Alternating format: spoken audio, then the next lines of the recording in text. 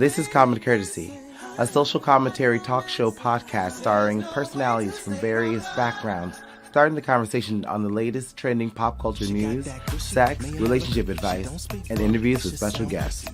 With your host, Sean Nicholas. They're obviously lying to Fox News, ABC News, CBS, but you're not lying to us. Angelique Young. I just want to see everybody catch a case because I don't think anybody would flip faster than a Fox News reporter. Ivan Alexander. You gotta be a special kind of stupid to think he was misleading. Let me tell you, flat out, he lied. Brandy J.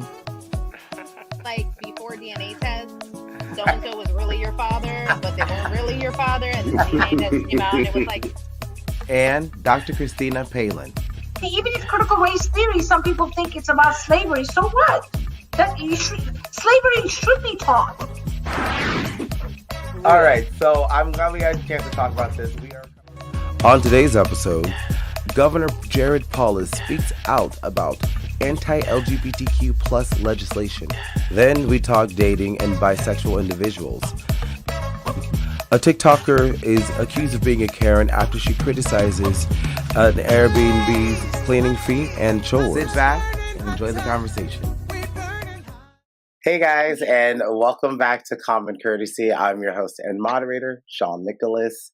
And next to me, I have our lovely co-host. We have Angelique Young. Hey everybody. I'm so happy to be back. How are you? Are you still in LA?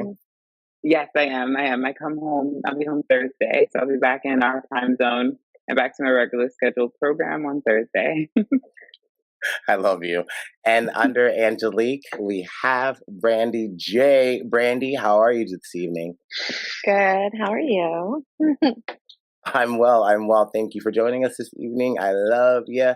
And next to Brandy, am I doing that right? Yeah, there we go. Next to Brandy, we have our good friend, nightclub performer extraordinaire. We have Baklava. How are you?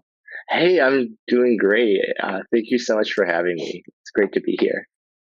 Well, thank you for joining us. But anywho, let's get started with tonight's topics. Colorado Governor Jared Polis spoke out against the recent anti-LGBTQ legislation that's been popping up in not only Florida, but South Dakota as well, and other states. Let's take a look. Look, words matter, laws matter. When a group of people, LGBT youth, feel targeted by the words and laws that some politicians espouse, of course, it can increase anxiety, depression. Many of them are already dealing with challenging issues in their own family. I think what this is it's an example of Republican overreach on an issue that the American people have long moved past. The American people as a whole, are completely accepting of who people love and how they live their lives. And these hard policies about saying certain youth can't play sports and certain people aren't allowed in certain places, or micromanaging what restroom people use and mandating what they do are really, frankly, un-American and are an example of Republican overreach, which will ultimately hurt their party if they can't espouse the full diversity of the American people. Just like in Florida, the parental rights and education, or the Don't Say Gay bill, it kind of prohibits encouraging discussion of sexual orientation and gender identity in certain grade levels. Also, as well, you as a educator, you have to tell a parent, about someone's identity or orientation. They withdrew that amendment that it had to be within 6 weeks. Also, as well, a parent can sue a school district if they violate these terms. So I kind of want to ask you guys, is Governor Jared Polis right? Is this anti-LGBTQ bills, are they un-American, and is it Republican overreach, or is the other side right? Is this about parental rights and education? Does McCarthyism come to mind? Because that's what it reminds me of. I think that, yes, it's of course an overreach. And I think that parents should be able to sue, but here's the thing is, we're not talking about who's raising these kids. What if you have kids that are of divorced families or whatever? You're putting people's life on the line, and they're like, oh, well, if there's abuse, neglect, or abandonment, and this, that, and the other thing, but how do you know? Does it say homophobe on their house? Does it say xenophobe? Like, what does it say? Because I know from personal experience that someone I thought that was going to be amazing about it was not. And I lost my family for a while. And I think that you never know how someone's going to react. Even the best possible person, someone big into religion, some big into love and all this and love and light and whatever. And then they turn out to be, a crazy person. You never know. And you're putting people at risk, not to mention, are we also putting our teachers that may be in the closet and our other workers that work in the building, are we putting them as a target because these kids might go to them or try to entrust in them or whatever the case may be? I think it's making it very vague because sometimes as kids, they want to gravitate to someone that they may think that understands them or they trust. And now we're creating another barrier for them. But again, I think it's just another witch hunt. Just like, when back in the day, if you were seeking, when I was a kid, if you were going to go get an abortion and you needed time off or needed to talk to your guidance counselor, it was like, we have to call your parent or guardian, because that is considered a medical treatment and you could die. It is the single most safest procedure in America. But they will say that to you. And I think that is one of the things that they do. They're overreaching. And I think, again, it's McCarthyism all over again. I think it's another witch hunt. This is a really tough one just because, the question you're asking, is it un-American? Is it a Republican overreach? In this particular instance, I think it is. I think that this is a last minute dash to get as many things done as possible to extend another run for this particular person. I think DeSantis is really gunning for the people that are in his corner and trying to pull more people into his corner so that he can keep his reign. He has done everything in the past couple of years to keep a lot of his people happy and constituents happy, including, lowering the ban on for COVID and helping people feel comfortable, making Florida a travel state to keep money coming in. Everything he's done in the past 2 years has been about that. So this to me feels like just another play towards that and a play to help control and keep him where he is because he's comfortable. And unlike a presidency, he can run this for as long as he likes. As long as people elect him, he has a seat, right? So I think that's where this is based at. I think the bill is dangerous because if we're dealing with children at that young of an age, you're really putting them in a position to cause a lot of harm because that is going to prevent them from expressing themselves properly. It's going to prevent them from having a safe space outside of their personal space. The first place children have is their school and their teacher.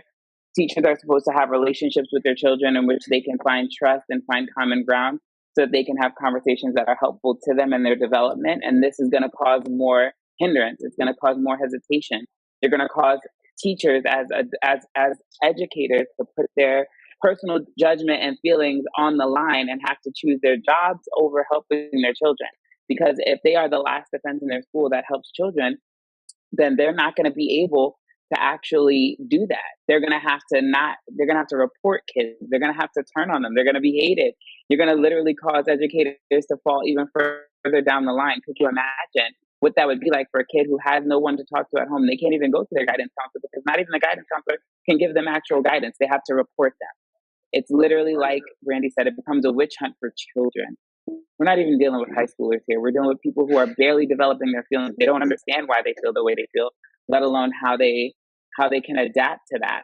Imagine that, having feelings and emotions and wanting to share them and not being allowed to do that simply because you feel different than what everybody is telling you to.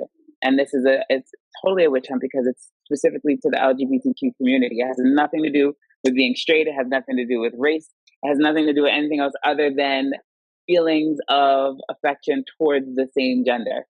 Right. That's it. At the end of the day, this has nothing to do with being bisexual, pansexual, anything. It's literally targeting specifically gay and lesbian situations. If you feel anything towards somebody who looks the same as you in any way, you're immediately now on the chopping block. Like you can't get help is my point. You're taking away the help. So the parents, they have that control, which I agree to that extent. Yes, parents should be notified. They should have some say in their children's upbringing. I can't say that 6-year-olds are capable of taking care of themselves in any state. But given this information, sometimes I don't have the words to help the people I love. And that teacher could be the person that can bridge the gap. That teacher could be the person that helps them feel secure or strong about who they are. That teacher could be that person that's a safe space if they don't have it at home. And now they don't have that at all. in any way, shape, or form by anyone in the school whatsoever. No, I mean, kids are very impressionable. Like you said, between K through 6, their brains are sponges. They pick everything up. They deal with it. Very impressionable. In the same respect, any group that you have that you can replace the word gay, the word black, Asian, Hispanic, the whole 9 yards. If you can use that up, if that's going to offend any class whatsoever, get rid of it. Words do matter. I mean, it's a major thing. So I personally think that some of these clear as mud laws or bills going into effect are that way for a reason. They want to keep it ambiguous in case they miss something, so they can cover something else. Okay. And McCarthyism, yes, I definitely agree with that. So, I mean, I think that like every single thing that the Republicans do in regards to this, I think has a deeper political agenda. I think that it's ambiguous and it's being left ambiguous purposefully. So, they want to listen, we're going to be, we're going to appear like we're anti-LGBTQ, but we're really, kind of going to leave it a little bit on the fence. So I feel like, some of the language that you read in the bill basically says that parents don't want their children to be first approached about their sexual orientation without parents' consent. And that every single parent is a very, normal thing. I mean, I think that, personally choice, it would be that I wouldn't want anyone else to approach my child about sexual orientation without my consent. So that, especially at the grade level that they're introducing. But the problem is that they're leaving it ambiguous and not clarifying the bill. So it has room for interpretation as being anti-LGBTQ. So that's what I don't like. But they're doing that on purpose, I believe, because they want to reach their base, like DeSantis wants to reach his base and get the Republicans that are really anti-LGBTQ. Because on a brush over, when these really, really hardcore, radical Republicans look at this bill, you could say that these are, pretty anti-LGBTQ movements and bills. But when you read further into it, it really is not. So that's what I don't like about it. I like it should be clear. Well, I definitely agree. I think that it is a little too vague. And with that, we have to be concerned about with any law, the widest possible implication of it at that current wording, whether it's good or bad. I think when you put those things out, there's a lot of responsibility in terms of the wording that we do choose. And it seems, from what I've looked at right now, that it is very vague, and that could be used in a variety of ways, some of which might not set so well with me. So that's my thought there. And then in terms of the actual child themselves, I think, as you were kind of saying as well, too, there's a variety of different households and things, and that person could be going home to. And we have to think about the mental health of the kid as well, even if it's a supportive family. Say that person's really young. I don't know what age, if there's any law on it there, not law, but if there's anything that they're trying to piece on it right now in terms of an age cap or anything like that, or starting point. But they were saying like primary grade school level, so that's usually like K through like 6. Yeah, that's really young. That's really young. Especially, I have an education background. I was a teacher for like 6.5 years, and that's really young. And you don't, even if the family is supportive, that information might not be something that they're comfortable sharing, and that could really put their life into a different trajectory, just in terms of their developmental issues and that sort of thing that could come up. So that's just my takeaway from it off the bat, that there are some concerns I would like to see ironed out. And I just wanted to like throw in before we go to the next topic is like, to me, the wording to me isn't really vague to me, because like it's almost like every other law we have. Oh, you can't really do this, or this may happen, because they will say, oh, you could spend 90 days in jail, you could not. They're all kind of vague, but I know this is what it's doing. It's basically talking about not only just gays and lesbians, but transgender people, individuals as well. Because we already have the bill that's denying them from young trans girls from playing sports. Now we're going to talk about, oh, you can't really. I'm not saying that these people this age is going to talk about like their own sexual orientation, but making this sound like being anything but straight is wrong is absolutely bullshit, and how kind of some of us grew up, and I don't think Republicans are trying to make themselves look like anything. They're doing this because this is what they believe in. I was having a conversation with someone who had, from an older generation, who had a lesbian coach, and I was like, oh, so did you know she was gay? She was like, yeah, but she was respectable and dignified. I'm like, what do you mean? Did she wear like suits, and did she like, did she have a English accent like Mary Poppins or some bullshit? It's like, no, well, she didn't hit on us. I'm like, well, contrary to belief, not every gay or trans person or lesbian is attracted to everybody. I'm not. But anywho, like, it's not trying to like do anything. It's being exactly what it is, and I think it's very dangerous because I grew up in an era where it was not okay to talk about who you were, and you're kind of going anywhere, for the information. I think sexual education and health at 5th grade, and then when you go up to your 8th grade level and 11th grade level, yeah, it's very important and it's needed. So I just want to move on to the next topic. Really want to get started on this TikTok video because I want to ask you guys, is she being an internet Karen, or does she bring up a valid point? Okay, ranting coming.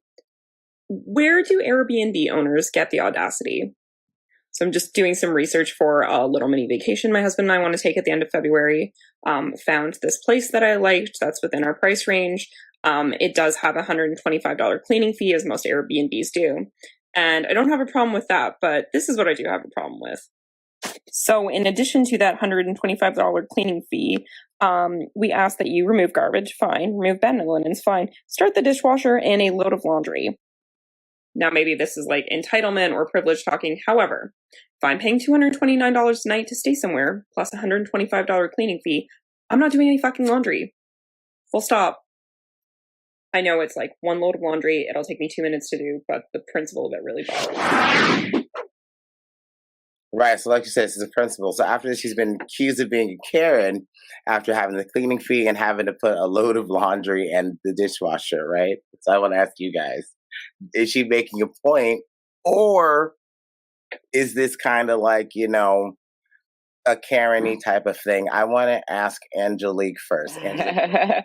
So basically, whenever you stay at an Airbnb, it's not like going to a hotel, right? Because you're in someone's home, they're opening up their world to you. They may have to like lock stuff up and whatnot. So, if they have a washer and dryer in the unit, and they're simply just asking like, hey, just strip the bed so that when the person who comes in next has the opportunity to clean. Like, I've been in certain places where you have to like take everything and just leave it in the hallway or like leave it in the bedroom so that they know it's been used, kind of deal. Alternatively, I've stayed at some places who are like, it doesn't matter because we're going to come in and clean everything anyway. So it really just is based on like that interaction. But I think if I get a beautiful home to stay in, it's a choice. It's a choice you make when you go out there. It's no different than choosing to shop at like a supermarket or choosing to shop at the grocery store, the corner store, the bodega. When you go in, you know what you're getting yourself into. You're in somebody else's home, and if that's their rules, then you have to follow them. It doesn't matter whether you like it or not. If you don't like their rules, I'm sure you can find another place who is going to say, hey, we don't care if you do the laundry or not.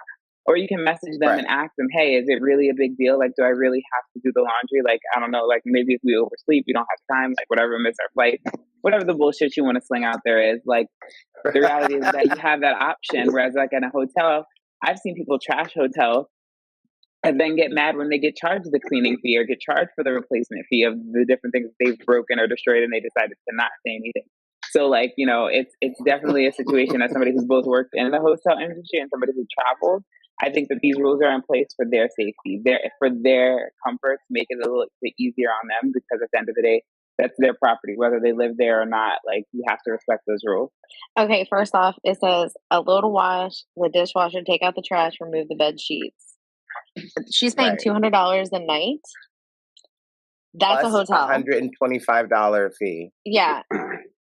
And then it makes you wonder, because the way I look at it is, if you're having to do all those things in the middle of COVID, why are you charging a cleaning fee? Because what you should be having is like all the Airbnbs and everything are saying is saying that we have proper protocol for COVID.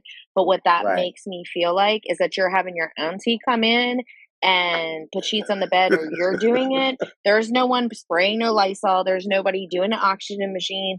There's no filters being changed. There's no cleaning of any kind.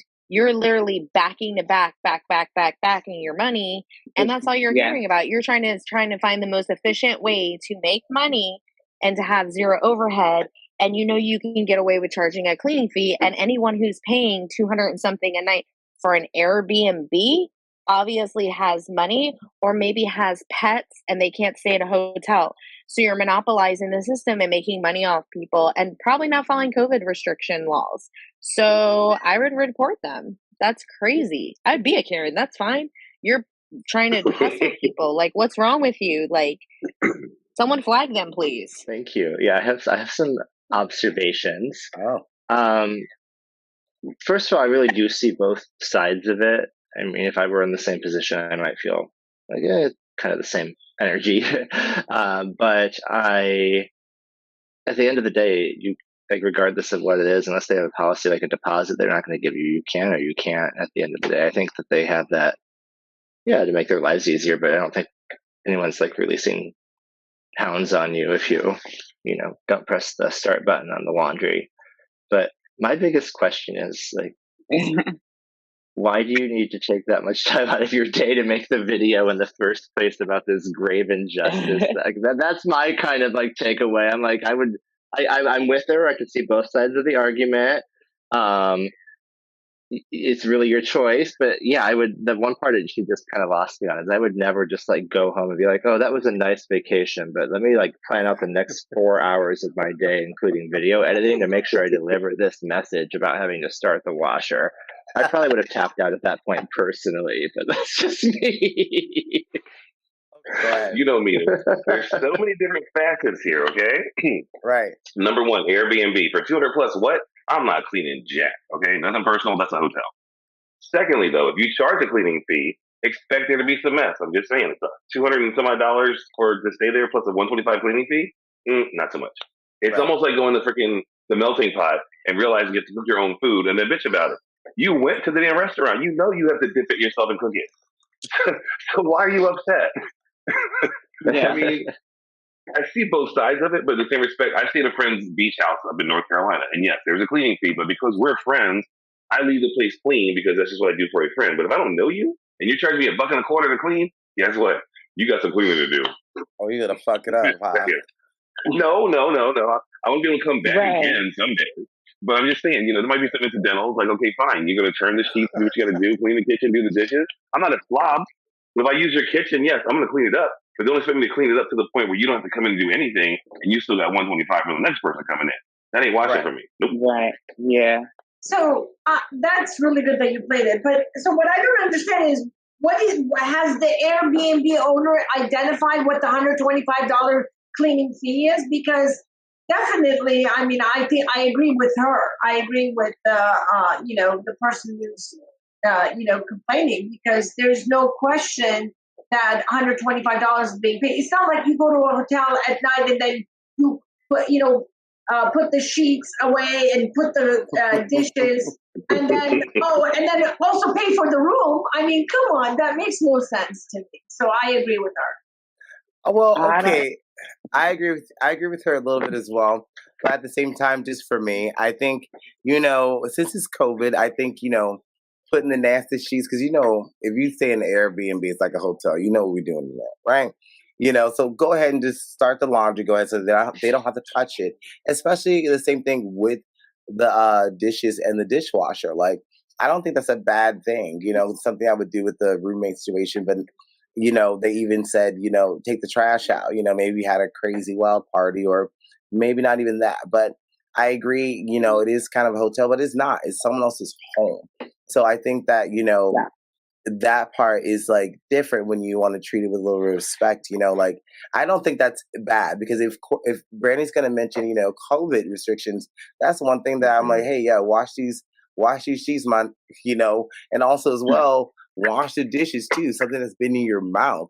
And also, but the cleaning fee probably also does it excludes. They didn't ask them like, hey, vacuum, mop, Close off the counters. They're not asking you to wipe down the fridge, getting that nasty part, getting the nasty part behind the toilet. You ain't washing the shower down. None of that. So I think that's kind of like a fair trade off. We're gonna do a crosstalk really fast, and then we'll go to the next topic. Well, I'm just saying for 125 they missed the load. For 125 they missed the load. You had your dishwasher load.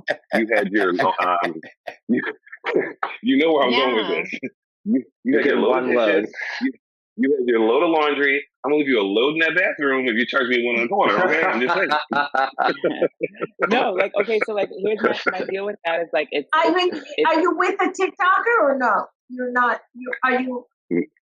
No. I mean, I like I said, I've stayed at places. I've done my typical cleanup after myself because yes, out of respect for wherever I stay, yes, there was dishes in the sink or whatever. But don't expect me to do all that when you have a cleaning fee and I'm paying $200 a night. Not happening. Yeah. I think that third load. This is why I stay at places with no cleaning fee.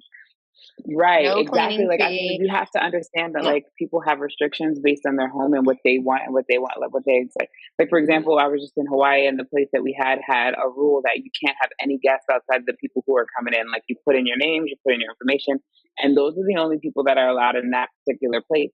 If we wanted to have a party and have our family over and do something, obviously, clearly, that's not the place you want to stay. It doesn't matter if it fits into your budget. Those are their rules. And if you went to a hotel and a hotel had the same rules, you wouldn't blink twice. Now, the major difference between staying in an Airbnb and staying in a hotel is that hotels literally usually employ cleaning services on top of their maids.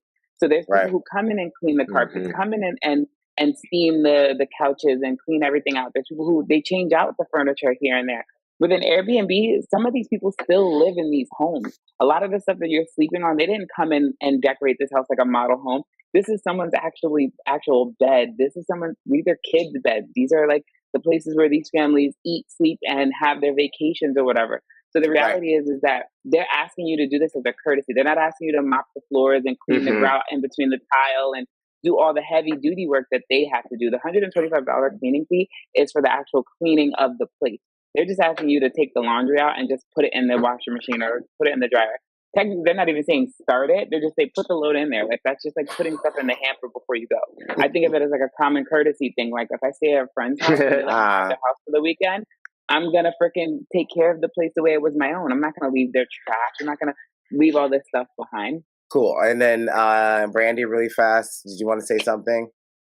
I was just thinking, I was like, for $200 and something a night, that better be like some mansion because that is ridiculous. And then charging $125 fee.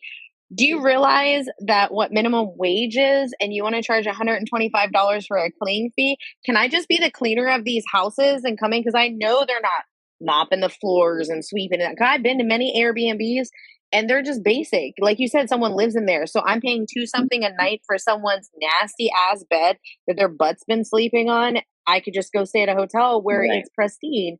So why am I going to pay you $125 a night for the stay? And I don't know how many days she stayed there, but I understand $125 if you stay there an entire week. And they have the choice.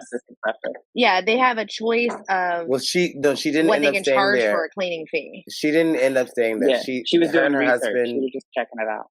Yeah, her and her husband went to the hotel. People are scamming people nonstop. So if you give them the bridge to scam people and say, I want you to basically clean the place for the next person, but I'm going to be able, because it's within my rights to be able to. Like I said, they're not saying clean it for the next person. They said, hey, those dishes you probably use, throw it in the dishwasher, start it maybe. And then also the load of laundry is probably the bed sheets that you use as well. And like I said, we're going to talk about.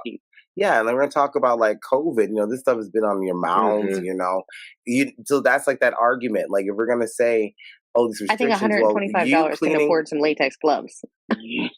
Oh, okay. So like, I would just say take that up. just to have it as safe as possible. Let's go on to the next topic really fast. And we're in. So a 2016 Glamour magazine survey questioned 1,000 women, and 63% said they wouldn't sleep with a man who had previously slept with another man. bi or otherwise, doesn't matter if it was one time, even though 31% of these women had a sexual experience with another woman. Kind of want to ask you guys, is there something to this? But before that, I have a clip from We in the Streets where they go out and ask women this question.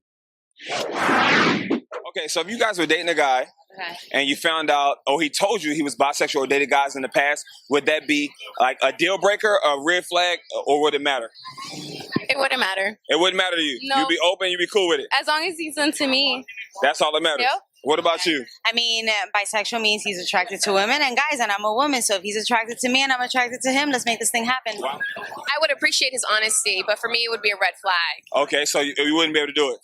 It's not that I wouldn't, I just wouldn't want to. I think one is just because, you have a certain level of confidence as a woman. And when you allow your man to go out with his friends, you want to make sure that's just a friend. It's almost like saying if I dated a heterosexual guy, that his best friend is female, but he and his best friend are hanging out 3, 4, 5, 6 o'clock in the morning, that's a red flag. Right. So now if my male friend is saying, my male partner is saying that he likes men as well, now he's hanging out with his male friend constantly, let's say 3, 4, 5, 6 o'clock in the morning. Now I'm going to think about it. Right. So it could be. She says a lot there, but I want to ask you guys, Angelique, I want to ask you first, is someone being bisexual, does it make them less or more romantically or sexually attractive? Angelique. It's a targeted question because I play the fence. No. Yes. When it comes to bisexual, I think when it comes to like bisexual men, I think that they're just as attractive. I think it's more or less about what they're into. I think in my experience, bisexual men tend to be just because they're into you or they're into both doesn't mean that that's who they want to be with. I think 9 out of 10 times who they're with is who they want to be with. And that attraction, while they find them attractive, it doesn't mean they're going to become like, I love women. I love breasts.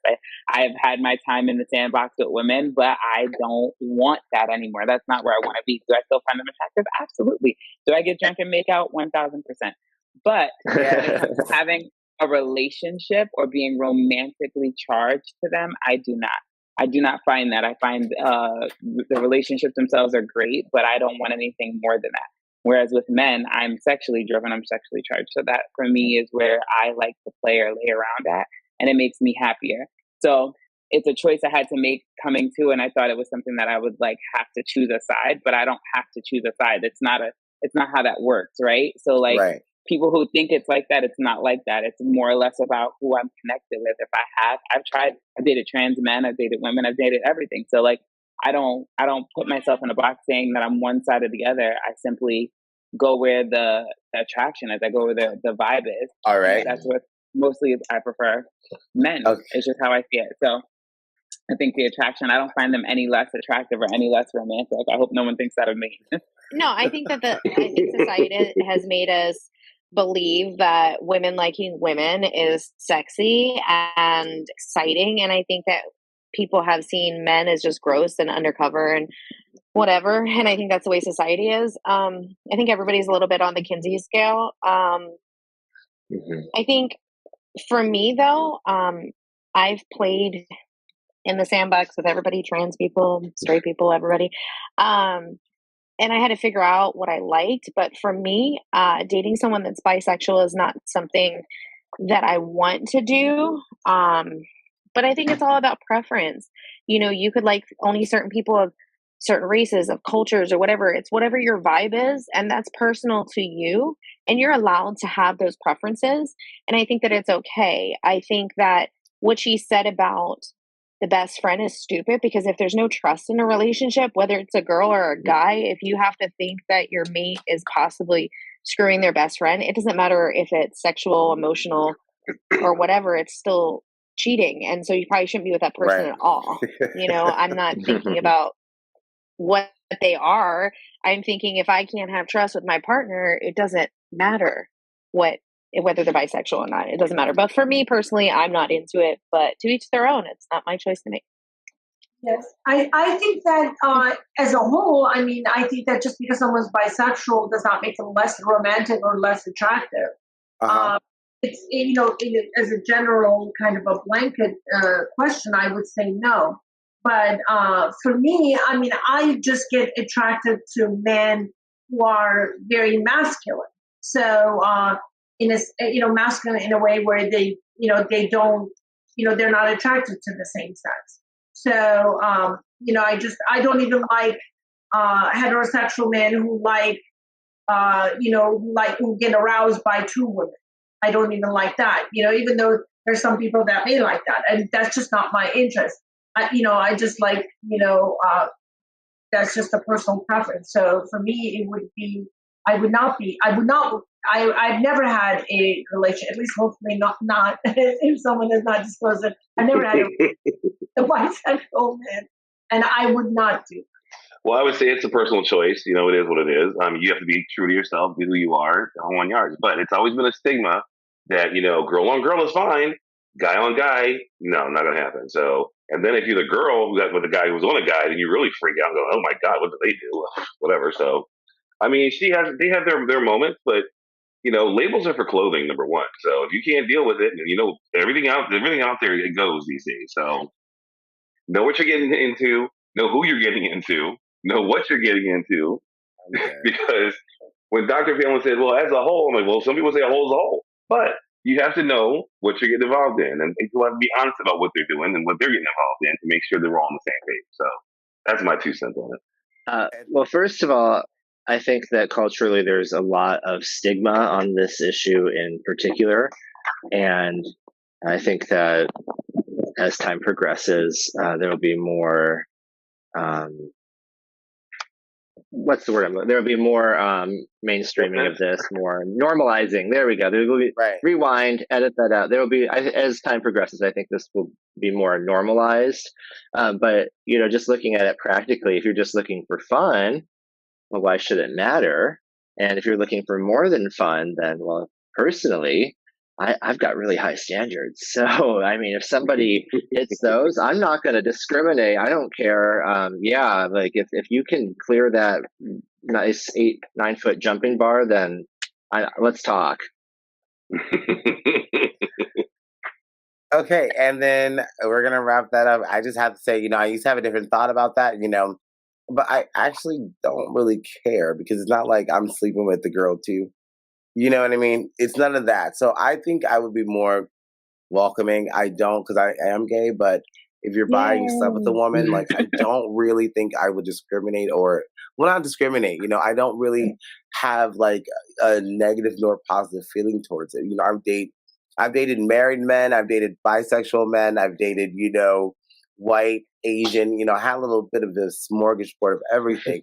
But in that sense, I don't think I would tell someone like, hey, because you're bisexual, you're less or more attractive. Like I'm attracted to a lot of things, but I think I would give it a chance, and I would definitely I'm not like that one girl because she's thinking too much into it because she's like, I feel like she's that one bitch in the bushes, looking at seeing that nigga in there like, oh, there he is, or she's like at the club, like, with her phone, like, okay, you're messing with someone else. So I think it's a trust issue. I think someone mentioned that earlier. If you have trust, you have everything you need. Thank you guys so much for joining us and listening to this episode. Thank you, Baklava, for being here. We'll see you guys. Thank you for having me. Thanks. See ya. Follow our podcast page, Comic Jersey TV, here on Facebook and YouTube for more conversations on love, sex, relationships, and commentary on the latest trending news. And listen to us on multiple podcast platforms via comicjerseytv.buzzsprout.com.